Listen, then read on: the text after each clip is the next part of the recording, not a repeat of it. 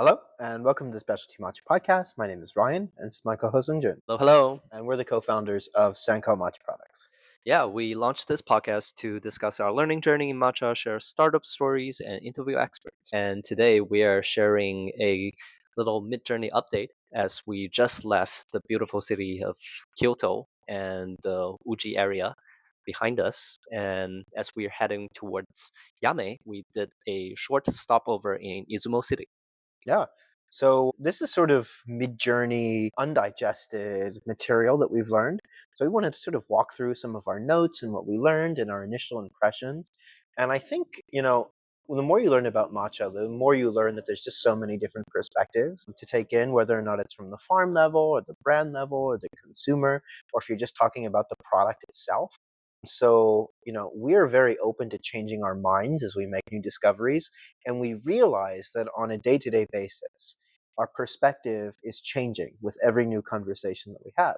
So, we're trying to record a bit more frequently during our sourcing trip to sort of capture our undigested thoughts of what we saw, what we heard, who we spoke to bring some transparency into what it's like trying to source tea and how it was different from our expectations. Yeah, so first, Izumo, Ryan. So different.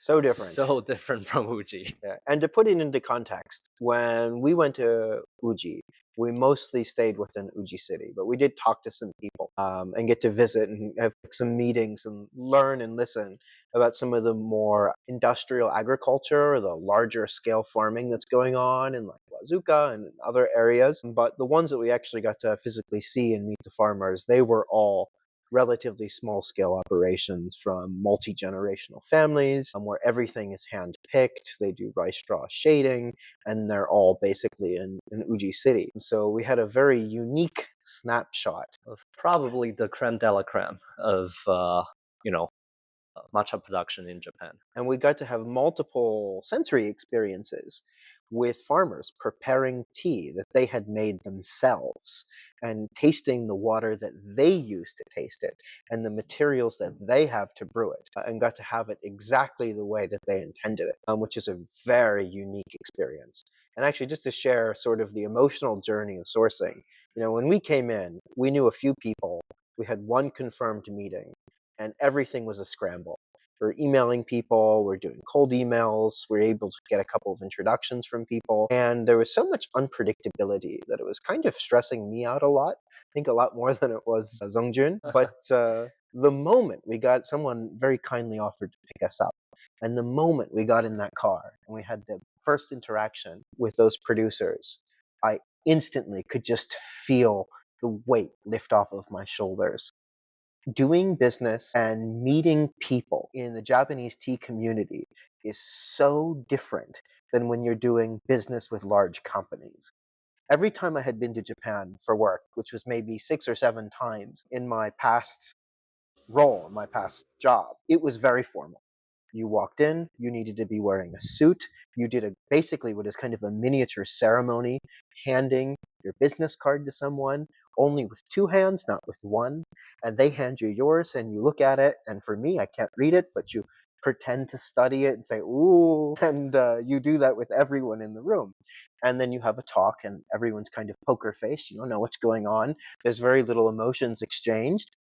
And that was just the way that I understood Japanese business was. But when you're interacting with tea farmers, with people in the tea industry, they're tea people. And it's like just the sense of like finding your people, like tea people everywhere, whether or not it's mainland China, Taiwan, Korea that we've interacted with, and now Japan. You just They get this all, warmth. They're so warm. yeah, they all have a very similar vibe that you can instantly just sense it. Or even without having started the conversation, start to feel relaxed. Yeah. It's quite a magical moment. So it was really an interesting emotional journey too, as things got slowly confirmed, and very grateful for a lot of industry friends that were able to open some doors for us and to meet some people. And it's been an unexpectedly delightful journey so far, where everyone's been so open with their knowledge, letting us look at the tea, ask nearly any question. We had the opportunity to ask for advice, and it's been very helpful in our journey of trying to bring matcha milling closer to the edges, closer to the consumers, so that people can have a radically fresh product. And the most surprising part to me is that no one has told us that they think it's a bad idea. At least from a tea farmer's perspective, everyone seems to be very happy about the idea of selling tencha versus matcha.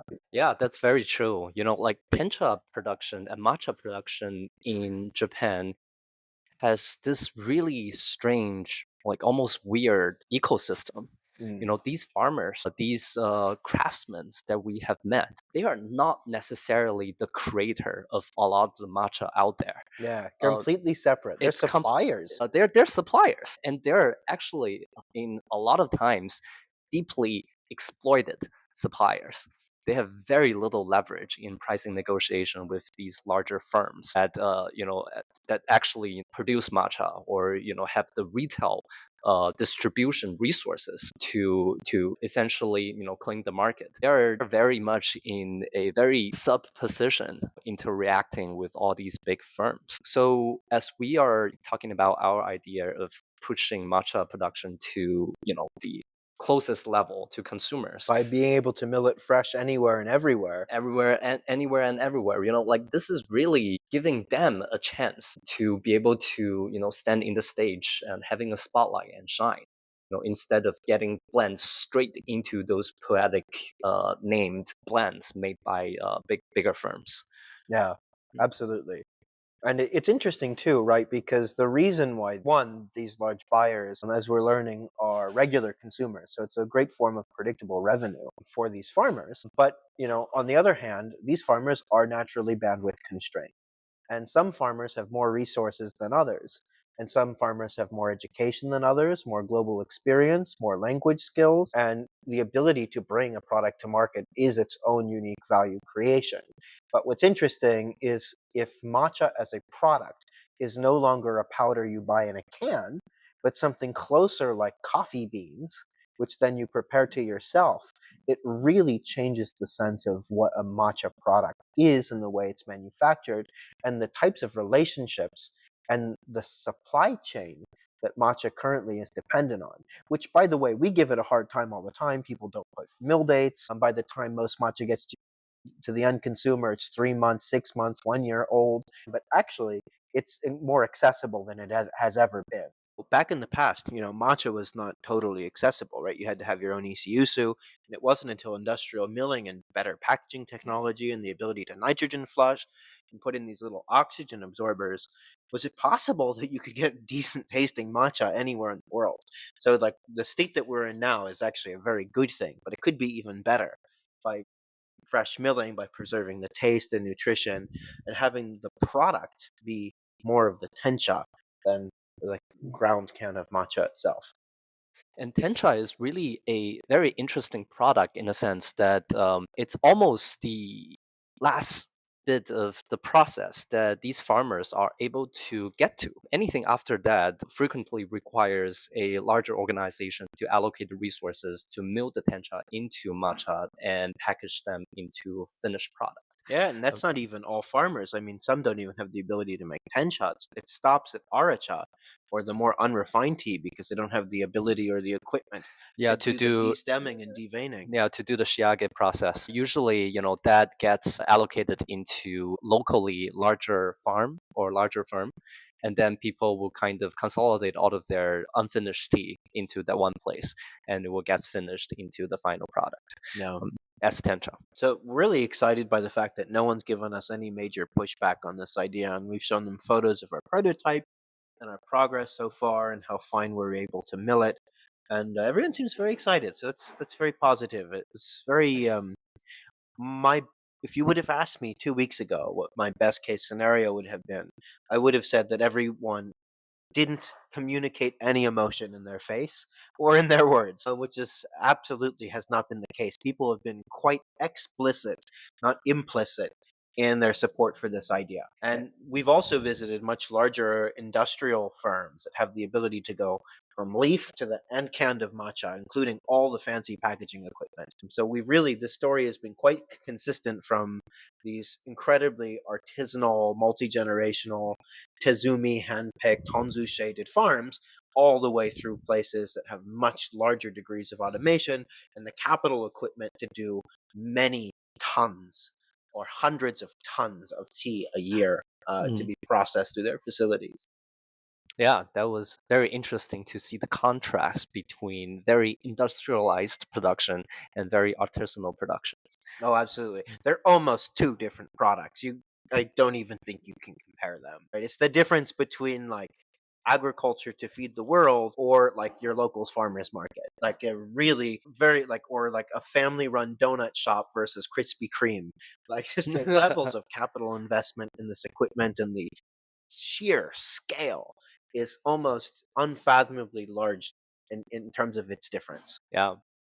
And that was just, actually in comparison, probably a medium to smaller size farm if you're comparing them to Kagoshima. We Yeah. have heard that, these harvesters in Kagoshima are equipped with automated GPS navigators that they can harvest tea by themselves. Autonomous tea harvesting. It's almost like a scene from Interstellar. Yeah. And I mean, just to give another sense of like when they know how to fertilize the tea, for example, or where and to apply either natural or chemical fertilizer, right? On one, they actually have someone measure the amino acid content of the leaves to know how much fertilizer to add. Right Mm, on a large scale, yeah. no one's doing that at these smaller plantations. They smell the bush. They look. Mhm. They're really intimately connected to their gardens and what's going on in the garden management. Yeah, every season before harvest, we learned that the owner would frequently fly in experts from Shizuoka and do all sorts of testings on the tea leaves to really like study and engineer the maturity of the leaves and decide which day is the best harvest Look day. at chlorophyll content. They're quite sophisticated Um, operations using Chloroplast measurement. modern technology, modern analytical chemistry techniques. Very interesting to see because if you view it from a food science perspective, the replicability from year to year, from season to season, and their ability to make very precision adjustments based on science and based on measurement, right? If it's going to happen at scale, I'm very happy it's happening at scale this way. Yeah. There's no other way to manage it when you have 50 times like the land area to manage. It actually makes a lot of sense. People there are by there I mean Izumo City very like flexible or flex minded. They're not really attached to any of the multi generation. I mean like one of the farmer we met right there is also a multi generation tea farm inheritor. But they're not necessarily very attached to the generational heritage or guideline, unlike people in Uji. Well, They they don't have the traditional background. Some people might call it baggage, but they don't have all these traditional yeah, things. It's a very newer tea production area in very general. progressive and innovative minded, and they're not shy about like their teas are not only coming from Izumo City but also elsewhere too. People sending tea to them to get processed. Yeah, that was very interesting Mm. too, because they clearly made a very large investment in capital equipment. And when you're buying all this capital equipment, it's just sitting there. It's a huge asset on your balance sheet. So you use it. It's actually a big thing in the food industry around innovations that get made for anything from a potato chip to a soda factory to a beer brewery. You use your capital equipment. Whether or not you're doing white label for a different product, like that is an asset that needs to be used as frequently as possible. Mhm. Otherwise, it's just sitting there depreciating, losing money, and you have revenue potential loss. So it's very interesting having aracha or the unrefined tea getting imported from other prefectures and then finished on that equipment, which makes a lot of sense. And what's really cool, and what we got to see firsthand, are these refrigeration units. My word, they're gigantic. It's really literally a warehouse inside a giant refrigerator to keep all of this aracha fresh. So Yeah, it can be basically finished whenever it needs to be. and it's not only a warehouse; it's also a milling center. They have millers inside the Yeah, refrigerator. that was very interesting. Very interesting. In that case, it was a ball mill. So it's also our first time seeing what a ball mill looked like. So Mm. apparently, for most tencha, when it's run through a ball mill, it takes about 24 hours. But I mean, you're getting many, many, many kilos depending on the size of the ball mill. But for hojicha, or a very stemmy hojicha that gets run through a ball mill to make hojicha powder, that was not from tencha, it was, I think he said 40 40 hours? hours, yeah, 40 40 hours hours. of continuous milling. Mhm. I mean, it's basically a bunch of It's a big tumbler. Basically a big tumbler. Yeah, Yeah. and with a lot of bees inside, Yeah. to kind of it's basically creating powder from collision. Yeah, basically. And then at the end, it results in a very spherical particle shape. And apparently, some of them are much better than others at reducing the heat. And I think that was one reason why we saw it in the refrigerator as well. Hmm. That was very interesting. So, Zongjun, if you were to compare and contrast these two producers, what were some of the big highlights in their mentality, or the things that they talked and worry about, or Yeah. in the things that they told us? I mean, so far you have been saying a lot of the difference between these two regions, but what I have seen that I would say similarity is the mind of pursuing natural farming. Hmm. So although this is such a large farm, but it's farms really. Yeah. They have a lot of farms scattering around Izumo City, and they are into natural farming. Yeah. We see spiders, all kinds of Spiders insects. They everywhere. are big spiders, not like spiders just pop out in spring this year. Very Like well clearly feeding. lived there for a long time, and and they are very proud of it. And they say that this is good for the environment, this is good for the tea, and for some of the gardens, they were not natural farming before, and they are slowly phasing everything out and moving to natural farming at the Well, end. it's not exactly natural farming. It's not no intervention. Mm. As even under JAS organic certification rules, you have to keep your pesticide residue super low, but you're still allowed to use some pesticides. And in that case, I don't think they're using natural fertilizers. Mm. But still, I mean, they're still in a very similar spirit. And I think that is the only way you can make that kind of tea at this kind of scale, right? It's really probably the best time to be doing this type of more ecological farming practices. The technology finally exists where Mm. we can do this, where it can end up being at a price that most people can actually afford. Yeah, although it's my suspicion is that it's far easier to get a certification from Japan, but I think a very large reason for them to convert to less synthetic fertilizer, less pesticides practice is to pass the FDA approval. I wonder if the foreign market actually has anything to do with this transition. Yeah, that's what we keep hearing, is that the EU and the US restrictions for pesticide residue are really strict. But I've also heard that the JS certification's also really strict and slow process too, with really good enforcement from everything I've heard. I think Ian from Me mentioned that too. But it definitely seems like that the acceptable end pesticide residue requirements are less stringent in Japan for normal matcha. Yeah, But I don't know about labeled as organic. It yeah. would be interesting to double click on. So, Zongjun, in matcha marketing and in tea marketing in general, especially when talking about Japanese tea, you can have several different ways of framing marketing to get someone to appreciate to buy something. On the race to the top, you can have people talking about Hanzu shading, traditional farming practices, everything being handpicked Tezumi, and all of these great and wonderful things that result in a product that is mind blowing. And it's easy to demonize these very large, more industrialized agriculture, matcha producers. But on the other hand, these large industrial matcha producers are capable of producing enough tea for the entire world to drink.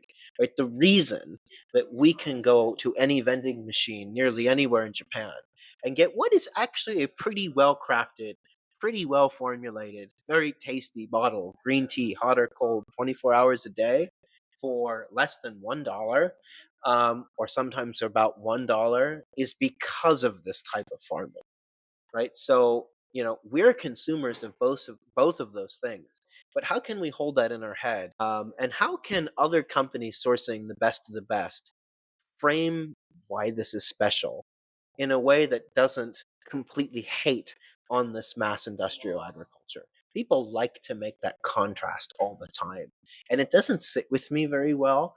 And I've been trying to digest how, like, some different ways people can highlight these differences. That is a very interesting question, Ryan. I don't think I have a really good answer to that. It's like you can enjoy a multi-barreled 30-year aged whiskey and also really enjoy a highball made by Gaku. A simple, nice, consistent product, and a very complex, unpredictable artisanal product. They coexist and they don't necessarily contradict each other. It's almost like two kinds of product that gets enjoyed in two different scenarios. Yeah, all context dependent. Yeah. So I don't know.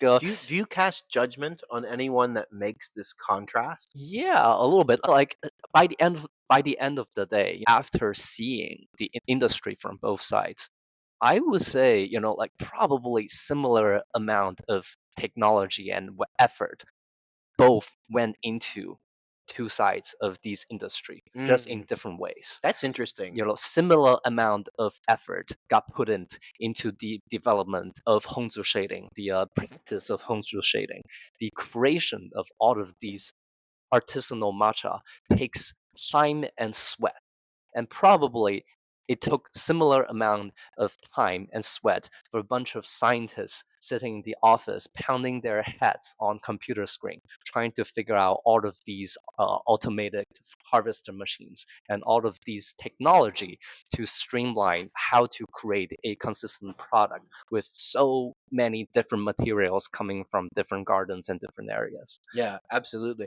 Mm. And they have two very different buyers too, right?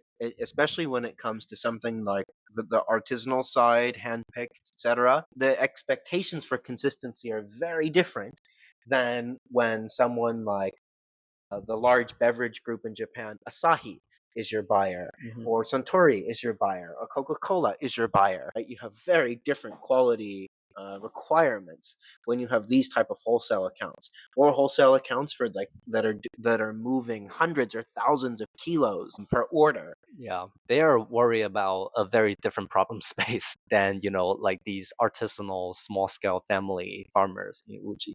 Yeah. It's interesting too that you say it's a similar amount of work. I had that feeling too. When we met them, all they talked about was quality. Everything they talked when they talked about their harvesting machines, the sorting machines, the roasting machines, Mhm. all the analytical measurements that they have done, the fact that it's refrigerated, it's all quality minded, and it's clearly getting better and better and better and better. And they said, "Yeah, we stopped doing this process because this piece of equipment was invented." Like it was Mhm. really interesting. You're right. It's they're both two things that should be done. And when it comes to a vendor comparing and contrasting these things, I think you're right. It's just two completely different things, and I don't know if that comparison should be made. Yeah, I it's think not fair. it's helpful to make the comparison to teach someone why something is special Mm. in that sense. Like it's closer to a specialty product, but it's not so helpful in punching down. Like I don't like promoting something by punching down onto something else and that being the industrial product. I think that's the Unless point. it's objectively bad. Unless it's objectively bad. Yeah. That's fair. Or subjectively disliked by enough people. It's disliked or it's Uh, just not good and no one can understand it. yeah. But yeah, I don't know if there's a good answer to my question or if there's better alternatives. Yeah, I Um, mean, like, importing tea powder or like materials outside of Japan and gets processed, doing all these tea laundry, I would say it's objectively bad. But, but if you compare a standardized process versus a artisanal process, I think that's just unfair. People in two different processes, they care about different things, yeah. and they're solving very different problems. Yeah, absolutely. And actually, this led to a very interesting realization when we were taking a train yesterday coming to Yame. And, the way we define when someone pressures us to say, what do you consider to be specialty matcha? And I need to give a very quick answer. My first answer is, well, single origin, single cultivar, right? Just stuff that's not blended and you know where it is and where it came from. Now, this has caused me to rethink that a little bit. I don't know if you can literally call matcha from anywhere, single origin or single cultivar, so long as you've intercepted it at the right point in its production where it Yeah. was able to stay that way.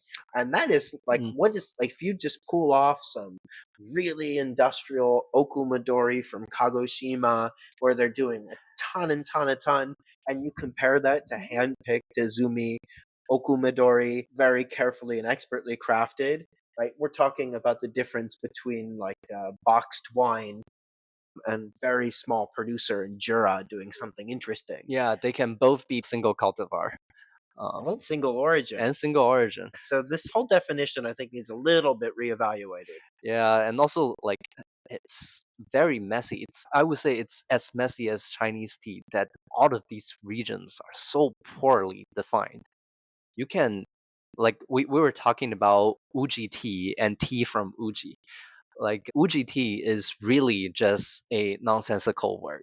Like people can import tea leaves from all the other regions, not just regions nearby As Aracha is the as other name for it. Alacha, but like regions far away from like Kagoshima and gets imported into Uji and gets laundry there, and it's all of a sudden Uji tea. And you can have tea in Uji, which is actually a tiny, teeny portion of what made up Uji tea today. So it's a very, very interesting and sad reality that we are facing right now is that all of these regions are very poorly defined. And I'm not saying that other regions doesn't necessarily produce high quality tea. They do. I think one of the sheer reason that why this is happening is because you can sell the tea for a higher price tag. That's all, and people recognize the quality of Uji as they got advertised through all kinds of resources online, and this is probably why the reason that this phenomenon is happening. But like other places like Yame, even in Kagoshima, they can produce very good quality tea. And what we need to do is that to let transparent label happening in all levels and tell people exactly as fine as possible where their tea is coming from. And Yeah, and the harvest method, mhm, and some sense of place and production and the people behind it. And without mm, that, you don't really know what you're drinking. yeah, or you can just simply say it, which I think this is what we have encountered in Izumo cities, that totally transparent about how your tea is getting blended from different regions and getting processed through a ball mill.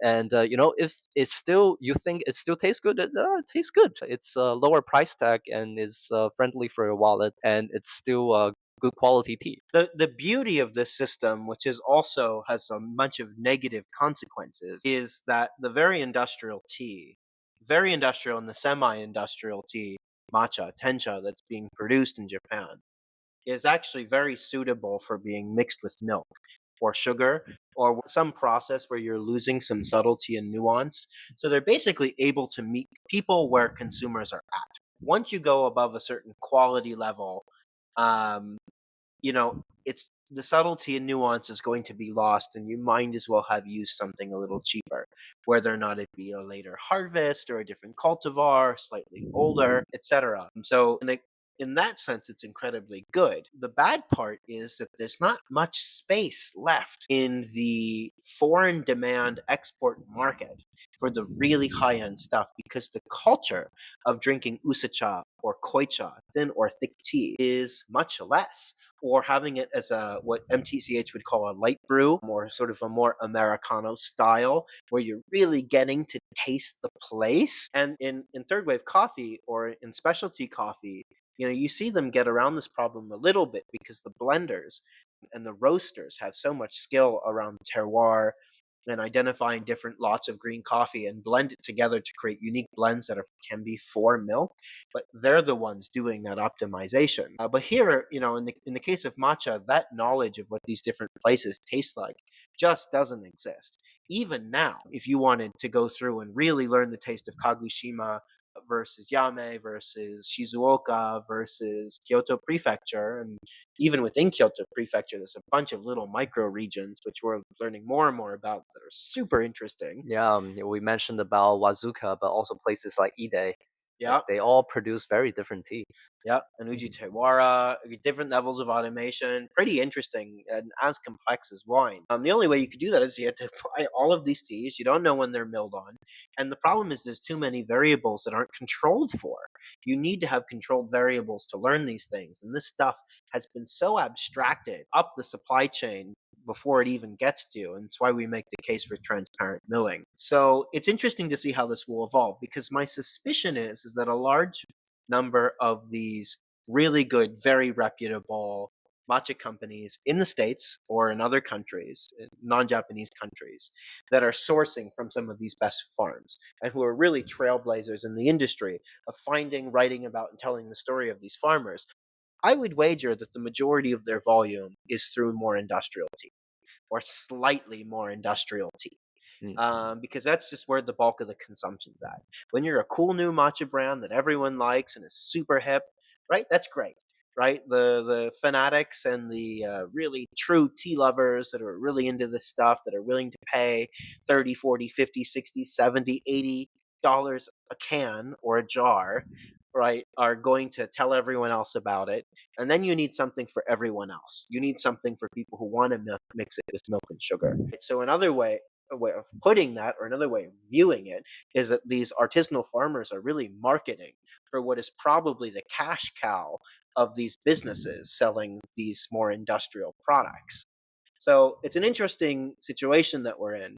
And the place that I've been the most inspired by, at least as a consumer, that I've experienced many times repeatedly, and we talk about them all the time on this podcast, is MTCH. It really embraces the flavor variation, both as a light brew and when mixed with milk or even in a frappe. Some of their frappes that they have, you close your eyes, you swear it's dark chocolate. Like you would have no idea that that product was green, and exploring the flavor variation that way. And they tell you it's a blend and we created it to taste like this, or no, this is okumadori from Yame.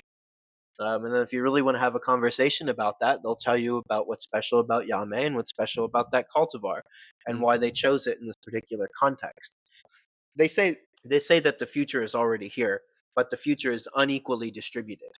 Where Mm. some people are don't even have a cell phone, and some people, like who is it? The CEO of Huawei was spotted with a tri-folding phone. It's commercially available now. Yeah, But they he just launched it. Oh, they just launched it, but Yeah. they leaked it. So they had a customer of one. He was really living in the future, in the present, before it was launched. Apparently, that was a big marketing stunt. We don't know, but the same is true in the case of matcha. And I think Oh, very true. as industry people, we need to look to see where this is being done, where people are celebrating the variance of flavors from very high quality producers and showing that and presenting that to people who want to learn about it and get to taste it.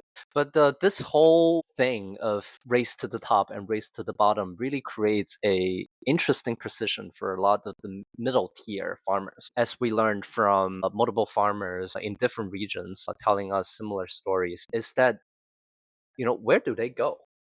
You becoming a very good farmer is risky. You need to Very risk expensive. very expensive. You need to risk a lot of these capitals into develop new technology, like develop Honzu shading, acquiring new farming skill, and can really screw up even just one factor of these new process and your entire yearly yield is basically damaged or not good quality and like, that's just gone. If you want to try, you have to try it next year. How many years do you have ahead of you? Like for a lot of these farmers, they don't necessarily have a very large cash repository to sustain them to do more innovations. Or the other way is that you can really just go down. You can really adopt the way to manufacture more industrial, matcha and really just wholesale them at a very cheap price to these large wholesalers for lower grade matcha. And if you are in the middle, like it's a very like sad decision sometimes for you to make. Like your garden probably lasts for generations and generations. Now, for today, you are carrying this weight from generations to make a decision for the future. And the future is very unclear. And the future is very much lying outside of Japan. And a lot of these farmers don't even, like have a smartphone or speak English.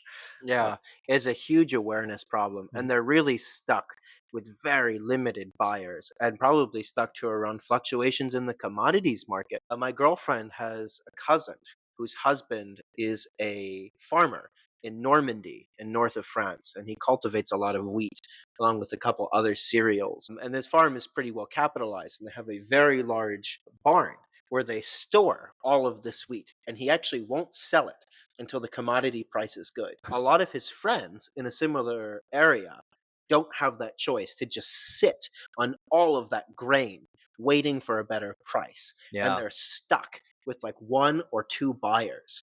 Right now, imagine you don't have the capital resources to even store your product It very well may even just be something as simple as a storage issue, right? Mhm. Or refrigeration. Let's say you can process it to RHO. If you don't have enough refrigeration, you can't, it's going to start to go bad. No one's going to want it.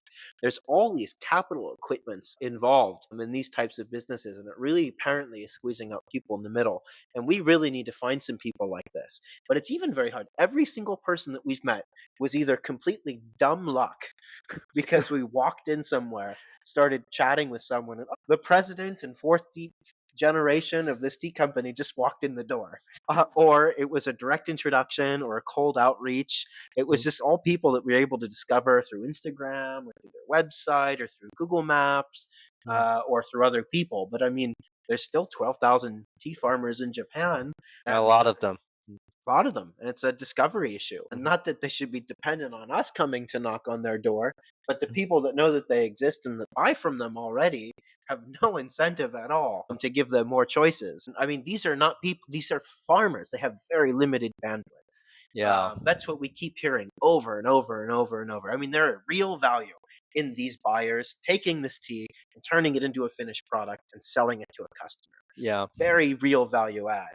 But it's interesting that a lot of people, I guess, in agriculture just don't have a lot of control over their own fate. Yeah, it's very, very sad. I mean, like, matcha is really not that scarce. And, Japanese tea is not that scarce. It's, like Mark from Oika at some point was talking about this is that, like all of these tea that you see in the tea field, like sencha, gyokuro, they can at some point all be converted to making tencha. It's really not a resources constraint problem. It's a people constraint problem.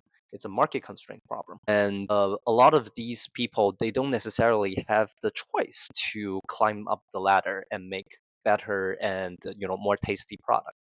They are stuck into this already exist revenue stream that they have to attach on. Otherwise, they might get tossed away and really just losing their business. So that's all very interesting problem space that we are seeing here. Yeah, and we're Mm. hoping that the ability to mill matcha fresh and have these systems distributed where Tensha is going to be the end product might be able to start to help change this. We don't know. And we don't Mhm. think that we're the golden parachute to come in and save anything. We are just merely players and would love it when incentives are aligned. I would say, as a company, we're a very consumer focused company. We care a lot about the end consumer, and that's basically the main filter that everything goes through. But without great suppliers and all of these hard work of all of these farmers and blood, sweat, and tears, there is no such thing as a good product, and a good product makes happy customers. Everything upstream matters so much too. So we're hoping that this tech might be able to help. And I think our next big mission in our next sourcing trip and the sourcing trip after might take us a little while. We want to meet some of these people and find them and see if we can set up something where Well, we can become a good and reliable buyer of what is probably great product, and then allowing them to, in the fact that we're a reliable buyer, make infrastructure investments to improve quality of their product. yeah. Well, what I have learned from this trip so far that's very important is that we definitely going to need a car for the next trip. Yes. A lot of these places are just not really accessible through public transportation. Yeah. You can get close. You So can get, yeah, close. You get off the bus and then you walk under the sun for like another half or 1 hour to the garden. we're doing this on a very shoestring budget. So anyone listening that's ever interested in sourcing their own tea, Yeah. Japan has amazing infrastructure to get to point A to point B. But I guess this is To kind of obvious. These farms are not exactly in the city center. But if you do come to Japan to do any sourcing, especially if you're in Yame, rent a car. Or if you don't want to rent a car, I don't know how expensive it is. Probably expensive to hire a driver. So come with a large wallet. And interpreters and translators are very expensive. And I guess that's one other thing that we should mention. This is a piece of very practical advice to anyone wanting to source tea in the future in Japan. Language skills are very, very important. yep, yep. Mine are almost don't exist when it comes to Japanese. Zongjun had 1 year in college. Yeah, Um, and I know kanji, so you that can, has been incredibly helpful. Some of the pronunciation in Japanese for certain kanjis are kind of similar to Chinese, so I can do some guessing. But without those skills, it will be very difficult to get around. yeah. Yeah. Some places you'll get lucky and people speak English. And between Sam's Japan or Zongjun's Japan, Sam slash Zongjun's Japanese and their English, communication does happen. Not great communication, Decently efficient. decently efficient. But when you have an interpreter, so back when we did consumer testing in all these different countries, I think I've had translators for probably 20 different languages and dialects. We have a frustrating amount of experience working with Oh my translators. god. Some are absolutely incredible. One of the best ones was in Dubai. It was a lady from Syria. Mm, She was so nice and she did such a great job encompassing what I wanted to say. And yeah. we kind of became friends over the course of a few days. And at the end, she had a friend who had a camel milk farm, and she had it brought in of camel milk milked that day. Same day. And it was driven into Dubai, and she had it delivered to my hotel. I got to try fresh, unpasteurized raw camel milk. That was amazing. Very incredibly kind of her. So you work with people like that, and sometimes you work. I think a lot of the people we worked with in India, really, you would say one sentence and they would just blah blah blah blah blah, and then you're Yeah. like, I don't think I said that. And he was like, I know, I know, I know. I'm explaining this other thing. I'm like, no, What kind of things are you explaining? I have a flow. Or one of our translators we end up getting in Portugal. It's Oh my just god, uh, uh, Alfredo. That was his name. that was his name. Alfredo. It's just like he doesn't translate. That guy was very arrogant. It was. Yeah. I think he was more interested in flirting with the respondents. Oh, that was painful. Yeah, yeah. Well, so you get all sorts of color through translators. But the most important thing is that translators are not translators, really.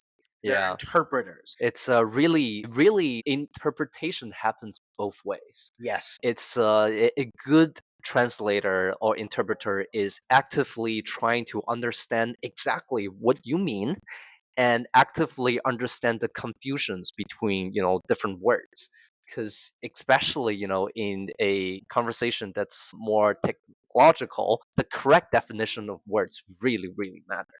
Yeah. And also, there's explicit communication and there's implicit communication. And a bad translator can be like a blunt, trying to do surgery with a blunt or a dull instrument, right? They're just crudely like, hey, what did you say? Tell me what. And then he said this. It's really a crude instrument. There's really very little interpretation being done there. What you really need to understand is the context and the semantics, and also when to not translate and let the conversation flow and just let some threads drop. Yeah. And that's totally fine. Yeah, that really needs some serious skill. Like Yes. sometimes one dialogue can become long, and a good translator will, at this time, would probably start, taking notes and writing a lot of things on the notebook. But really, like not to maintain a flow of a translation. I mean, a dialogue really matters. Yeah. Yes, absolutely. And being able to communicate intentions and emotions. And this Mm. is especially important to Japan, where people are not really willing to show their emotion, at least not before they've had a couple of drinks, right? You Mm. need to really communicate intention and that, like, what we mean, and that we're very passionate about tea, and that we really care about this industry, and we really want to learn. And that cannot be expressed through just words. And Yeah. then the opposite's true. We want to know the intention of the person that we're talking to. Yeah, Japanese people can be very implicit. Like Mm. for them to tell you a decision has been made in their mind can go like a large loop. Like at some point we were getting confirmation of be able to receive tencha for one of the farmers.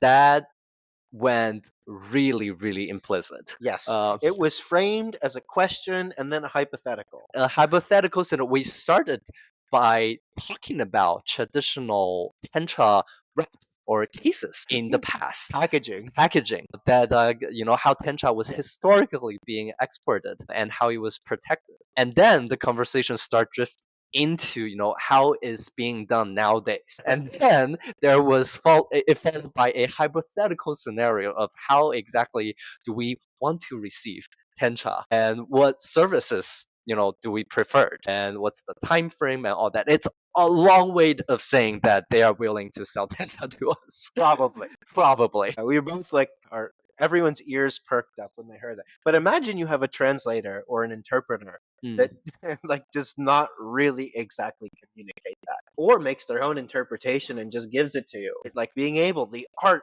of the way that that was delivered was so impressive. Anyway, long way of saying we had the world's greatest translator. And Thank you, Ryan. Thank you, Ryan. Oh, no, thank you. I'm sorry. Who gave us the introduction. But thank you very much to one of our dear industry friends for giving us her contact. That was beyond helpful, and I don't think that meeting would have even become remotely successful had like we just hired some random person to interpret for the day. So that's very important when you're in Japan. So definitely, if you're going to work with an interpreter, vet them, take them to lunch, get a sense of what they're like, really explain what your intentions are. Then you'll probably be much more successful sourcing tea. Or start learning Japanese today. Duolingo. Yeah, start download. You can see our affiliate link for so many free months. I'm kidding. Anyway, A lot of learnings, a lot of adventures along the way. It's been a fun trip so far. very fun trip so far. Very stressful at first, but now everything's planned and we can just enjoy the ride. And we're And probably going to record tomorrow. We have a whole new, fresh perspective. yeah, And every day is so different. so different. So much learning.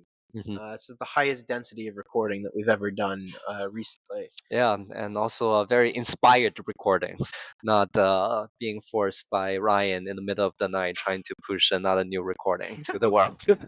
Well, usually it's because I'm in the States and you're in China. Yeah, gotta wake up. Oh, wow. Good thing you're a night owl. But yeah, we're going to share more along the way, and our perspectives will change. So please don't expect any conclusive anything from us as we're mid trip.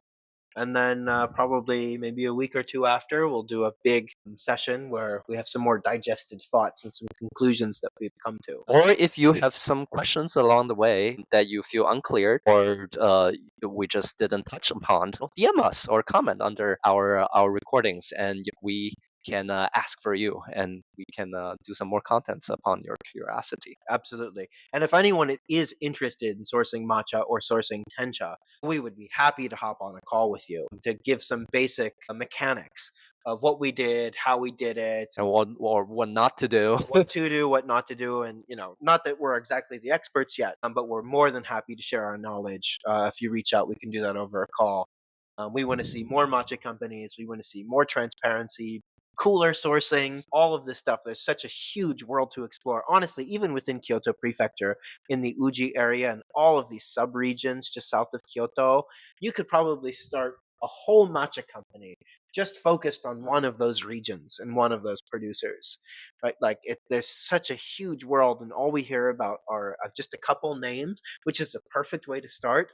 But there's so much more as this industry is going to grow. So thank you so much for bearing with us on this long episode. And and if you enjoyed this podcast, please consider sharing it with a friend or giving us a rating. And we won't read the rest of the script. But thank you so much. Thank you so much.